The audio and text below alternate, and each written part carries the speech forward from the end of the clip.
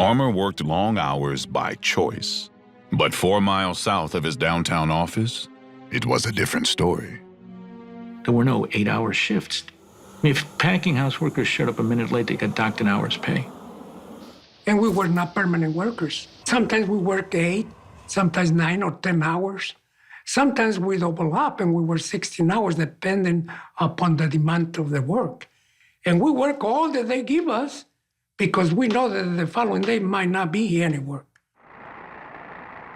They had so many men waiting, looking for jobs them days that they just walking like between cattle and pick their best looking man or maybe the strongest looking one. You come. Well, he come. He got a job. But how long, I don't know. And sometimes you might have to wait. If the cattle hadn't arrived yet, they still wanted you on hand, unpaid for hours. And the industrial power of the United States is just human bodies. They were part of the great packing machine. Early attempts to unionize were quickly crushed. Philip Armour made it clear he would sooner move his operations out of Chicago. We shall employ what men we choose, and when we can't, why, we'll nail up our doors. That's all. This sort of thing is the beginning of the end of Chicago's supremacy as a packing center. Chicago could go to hell. He was always threatening to leave. Armour had an ideological opposition to labor unions. He was a believer in the right to contract, that anyone who would agree to something should be able to agree to it, no matter how poorly paid, no matter how dangerous. Tensions between workers and company owners came to a head in 1886, and not just in the stockyards.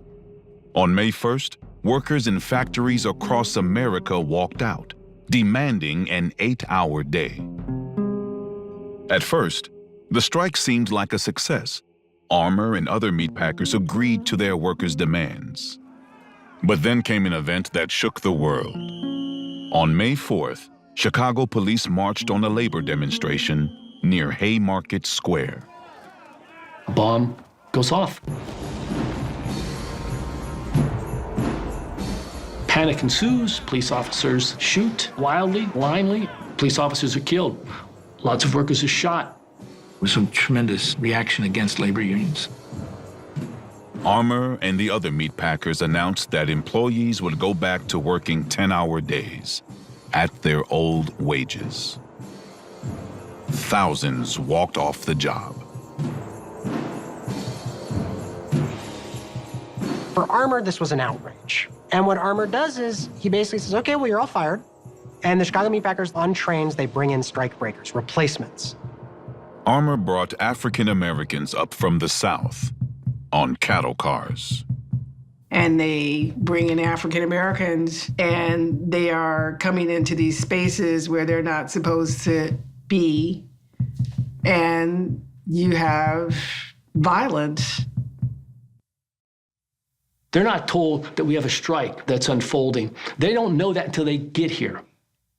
You're talking about competing forces of marginalized people for jobs. To keep the upper hand, the bosses brought in the Pinkertons.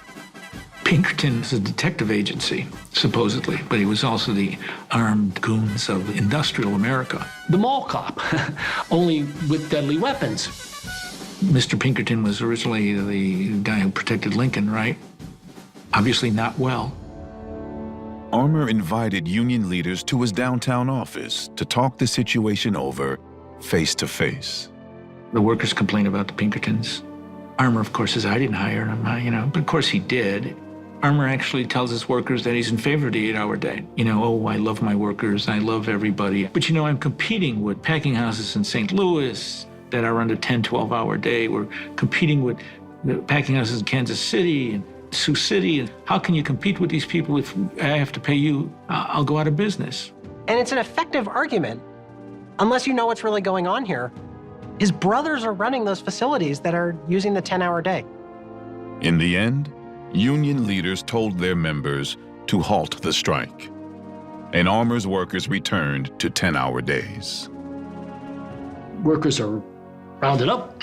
union offices are padlocked, union printing presses are destroyed, and the labor movement goes into a deep freeze. Armour says unionization is going to mean you aren't going to be able to afford the meat you've become accustomed to. He's essentially ensuring the American public will side with him against any attempts to unionize. By 1890, Armour is undoubtedly the richest of the Chicago meatpackers. He's also one of the richest, if not the richest person in Chicago.